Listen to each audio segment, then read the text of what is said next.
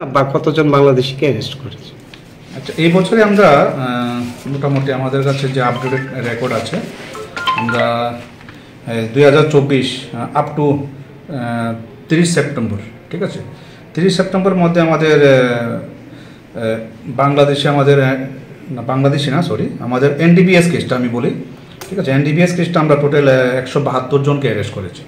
NDPS কেসে নেশার বিরুদ্ধে যে অভিযানটা আমাদের, এগুলোর মধ্যে আমরা গাঁজা রিকভারি করেছি, সিজ করেছি 3254 কেজি, ঠিক আছে। তারপরে এগুলোর মধ্যে এটা ছাড়াও আনক্লেমড আছে, ঠিক আছে, আনক্লেমড আছে 1597 কেজি, এটা ইনক্লুডেড 3200 মধ্যে।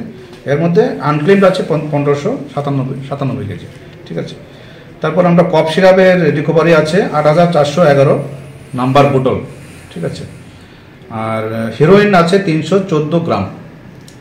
তারপরে আছে আমাদের ট্যাবলেট আছে কিছু 17500 নোজ ট্যাবলেট, সেডেটিভ জাতীয় ট্যাবলেট আছে না, এগুলো আমরা রিকভারি করেছি।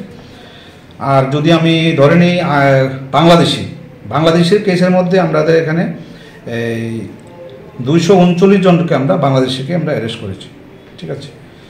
আর এর মধ্যে এছাড়া রোহিঙ্গা আছে 18 জন, ঠিক আছে।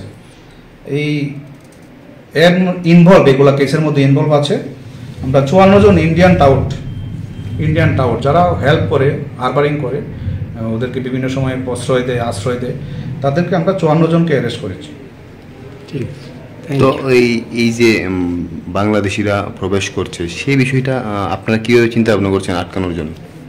দেখুন, এগুলা তো আসলে আমাদের রেল স্টেশনে এসে উঠে, ঠিক আছে না, এগুলা তো বর্ডার দিয়ে বিভিন্ন সময় বিভিন্ন বর্ডারের উইক পয়েন্ট দিয়ে তারা ক্রস করে, ওরা কিন্তু ওপেনলি ক্রস করে না।